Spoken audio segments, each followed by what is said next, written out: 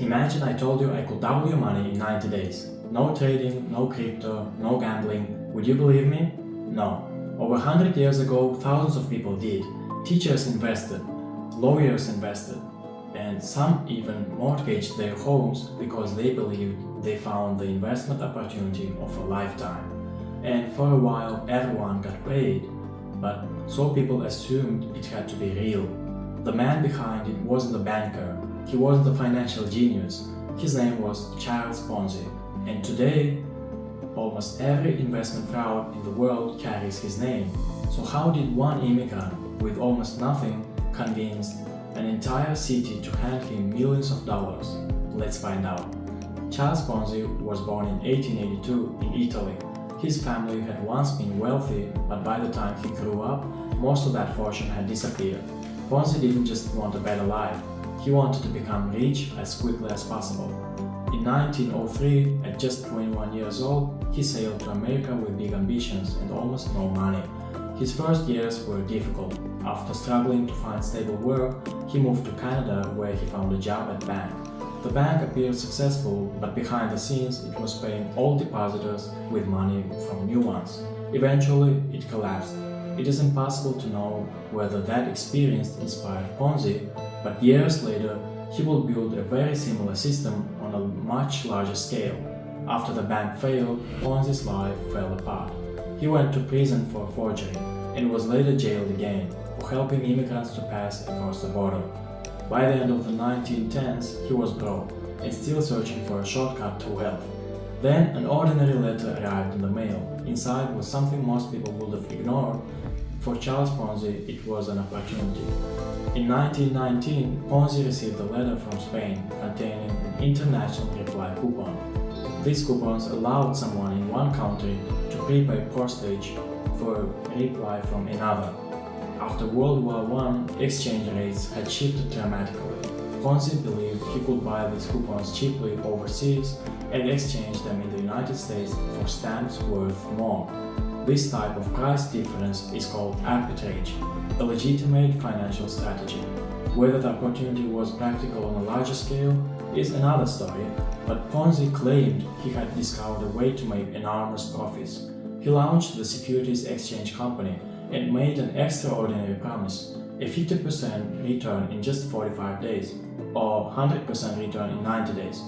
Those numbers sounded unbelievable, but then something happened that made people ignore their doubts. The first investors got paid. Word spread across Boston almost overnight. People lined up outside his office. Some invested their life savings, others borrowed money to invest. Newspapers praised him as a financial genius. Charles Ponzi became one of the most famous people in America. But almost nobody asked where the money actually coming from. Here's a secret. It wasn't coming from postal coupons. Investigators later discovered there weren't nearly enough coupons in a circulation to generate the profits Ponzi promised.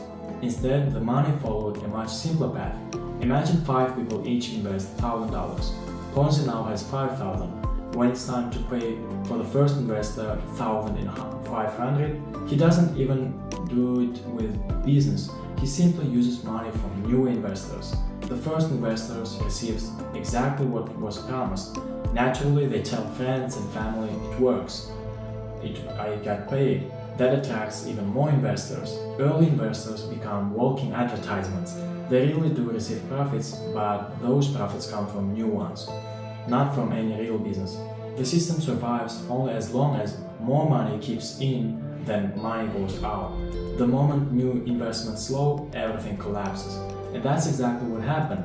Not everyone believed Charles Ponzi. Some financial experts asked it immediately where it comes from.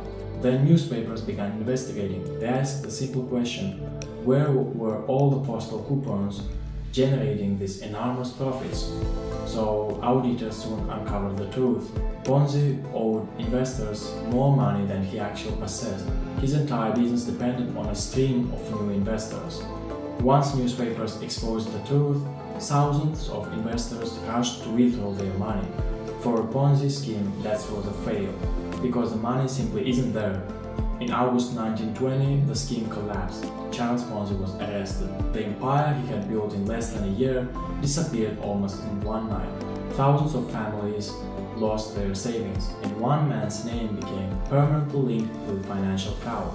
Charles Ponzi was convicted on a multiple fraud charges and spent years in prison. After his release, he tried several new businesses, but it was impossible with his reputation. Eventually, he was deported to Italy. Later, he moved to Brazil. The man who had once controlled millions of dollars died there with almost nothing to his name in 1949. So, Charles Ponzi didn't invent this type of fraud. Schemes like that existed long before, but his version became so infamous that more than a century later, investors are paid money from new investors instead of real profits. We don't call it investment scam, we call it a Ponzi scheme. If you think this only happened a century ago, think again, whether it's a fake investment funds, crypto scams, or guaranteed income opportunities. Many modern frauds still follow the same formula.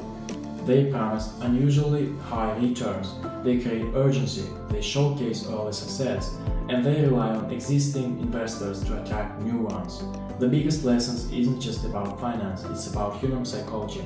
People trust confidence, they trust success stories, they trust people they know. That's why even intelligent people can become victims. The best defense isn't intelligence, it's skepticism. Whenever someone promises extraordinary returns with little or no risk, ask one simple question: where does the money actually come from? If the answer isn't clear, walk away. Charles Ponzi's scheme lasted less than a year, yet more than a century later, his name is still used to describe one of history's most financial scams. Technology has changed, the market has changed, but human psychology hasn't. As long as people believe they can get rich quickly, with little risk, someone will always be waiting to sell them that dream. So the next time an investment sounds too good to be true, remember Charles Ponzi, because history doesn't always repeat itself, but it often rhymes. If you enjoyed this story and want more deep dives into finance and history, subscribe to this channel.